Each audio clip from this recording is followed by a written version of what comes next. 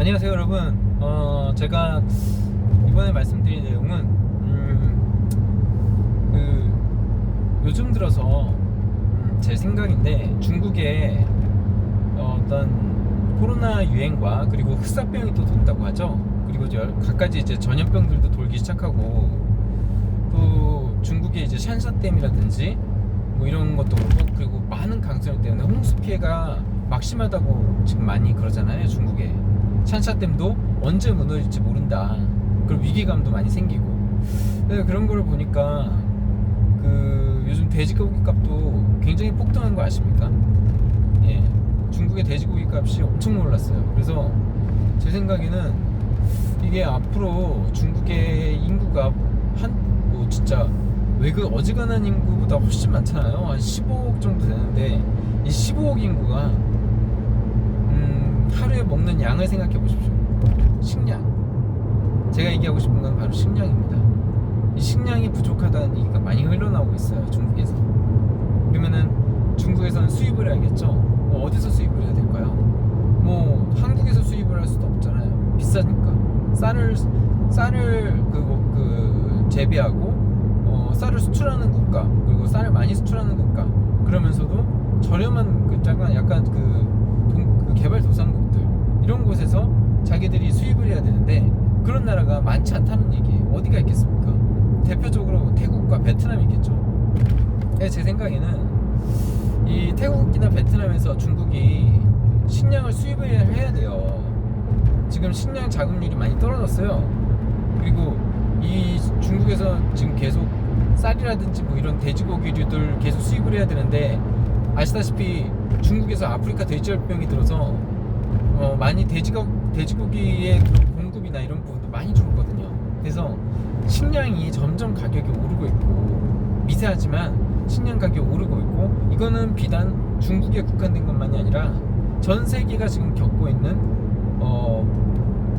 중요한 문제예요. 식량 부분에서. 여러분 뭐 많이 보셨겠지만 지구온난화나 이런 것들 때문에 되게 황무지들이 많이 생기고, 메마른 땅들 때문에 쩍쩍 땅이 갈라지는 모습 많이 보지 않습니까? 실제로 그렇게 되고 있고, 농경지가 점점점 줄어들고 있어요. 그게 현실이에요. 그래서 식량 가격이 오르면 누가 제일 좋을까요? 식량을 먹어야 되는 사람들에게 전체적으로 좋지 않겠죠. 하지만 경제적인 측면에서 봤을 때 식량이 값이 오르면 좋은 사람, 네, 맞아요. 맞습니다. 농부예요, 농부. 식량을 생산하는 생산자가 식량 가격이 오르면 제일 좋겠죠. 그래서 그런 부분이 있을 때 한국 농부들이 한국 쌀을 수출을 얼마나 하겠어요. 그리고 한국에서 쌀을 얼마나 생산하겠습니까?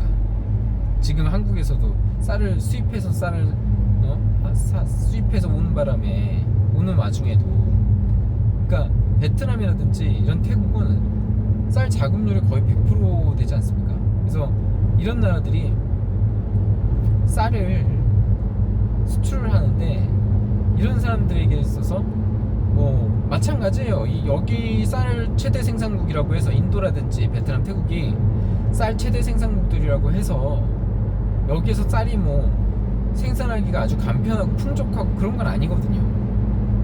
인도 농부들도 많이 자살해요.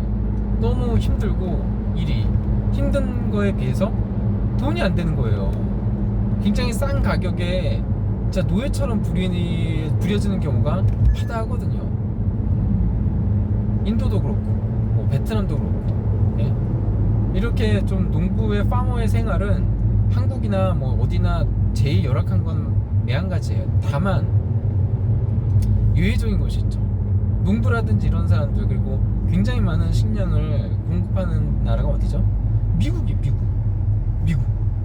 미국에서는 인건비가 비싼데 왜 그러냐? 그런 기계화나 이런 것들이 굉장히 잘 돼 있어요. 그래서 한 사람이 기계를 이용함으로써 엄청난 양의 곡물과 그리고 식량들을 생산을 해내니까 이게 수출이 가능한 거예요. 중국에다가 엄청 수출하잖아요, 미국이. 그리고 중국은 수입을 안 할 수가 또 없는 나라예요. 왜? 그 많은 인구를 어떻게 먹여 살려요? 그죠? 그런 인구를 먹여 살리기 위해서라도 식량을 계속 수입할 수밖에 없고, 식량은 안 먹으면 어떻게 되죠, 여러분? 안 먹으면 죽어요. 그죠? 안 먹으면 죽는 거예요. 물도 그렇고 식량도 그렇고. 예를 들어서 여러분들이 휴대폰 뭐 아이폰 같은 거 이런 것들 안 써도 내가 조금 불편할 뿐이에요. 죽지는 않죠. 근데 식량과 물은 어떻게 되죠? 안 먹으면 죽어요. 그죠? 안 먹으면 죽는 거예요. 예를 들어서 뭐 쌀 안 되면은 빵을 먹으면 된다? 그러면은 많은 사람들이 또 밀로 옮겨가겠죠. 그 밀은 가격이 안 오를까요? 똑같은 거예요. 그죠? 그래서 식량은 정말 굉장히 중요한, 우리가 살아가는 굉장히 중요한 거고 없어서는 안 될 거예요. 그죠? 그래서 제 생각에는 농부들이 또 앞으로 계속 좋아질 거예요. 식량 가격이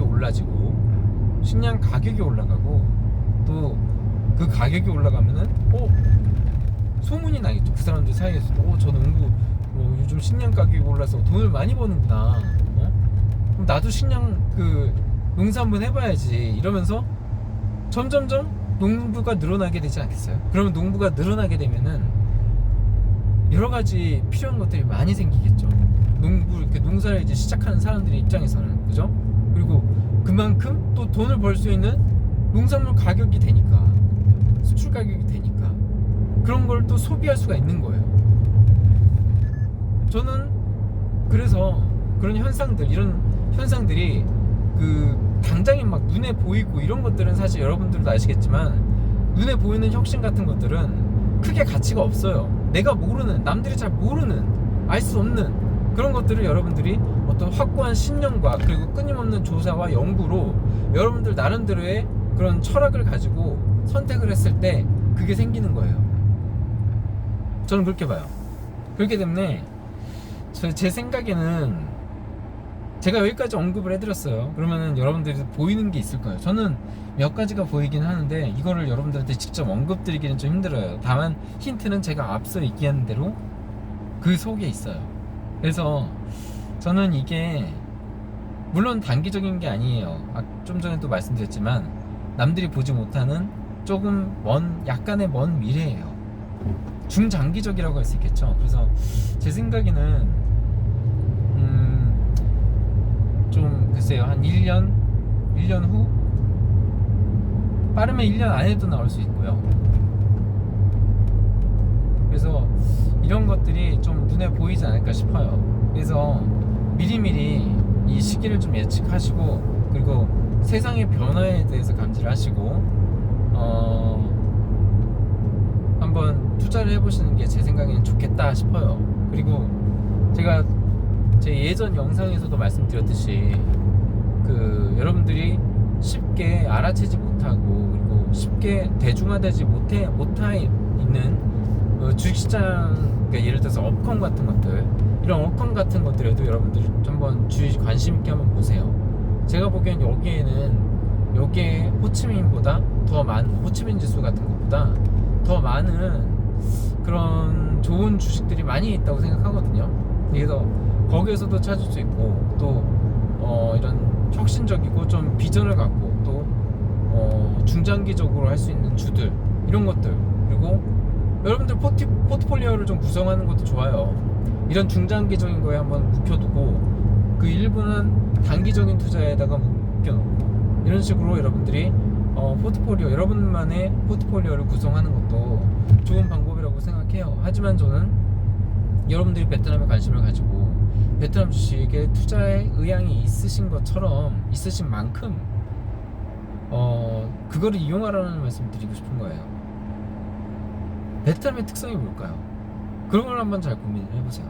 지금 베트남이 갖고 있는 특성, 다른 나라들이 할 수 없지만 베트남은 할 수 있는 특성, 베트남의 지리적 입지 조건, 그리고 베트남에 대한 전 세계 속의 베트남의 흐름, 이런 것들을 여러분들 한번 보시면은 제가 보기엔 주식 선정하는데 큰 어려움은 없다고 봐요.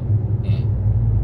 그럼 뭐 기본이기도 하거니와 이런 것들을 계속 보는 연습을 하시면은 제가 볼 때는 여러분들도 어떤 A라는 주식이 있으면은 여러 가지가 있지 않습니까? 여러분들의 포트폴리오에 A, B, C가 있으면은 A라는 주식을 팔면은 그 A라는 주식을 팔았을 때 얘를 어떻게 또 뭐에 투자를 할 것인가를 고민을 하시잖아요. 뭐 예를 들어서 당장 뭐 그걸 쓸 게 아니시라면 계속 돈을 굴리실 거 아닙니까? 그럼 이 주식을 어디에다 쓸 것인가, 그런 것들을 항상 고민을 하시게 될 텐데, 그런 고민을 하실 때는 항상 생각을 미리미리 해두세요. 그래야지 내가 어떤 거에 대한 마인드를 계속 그 컨트롤 하시면서 내가 이거를 이익 실현을 했을 때 어떤 주식을 사야겠다라는 생각을 항상 갖고 계세요. 그리고 그 주식의 적정가가 어느 정도라는 걸 항상 머릿속에 각인해 두시고, 그 주식의 변동, 시장 변동 가격을 계속 예의주시하시면서 타이밍을 노리시는 게 좋은 방법이라고 생각합니다. 네, 오늘은 여기까지 하겠습니다. 감사합니다.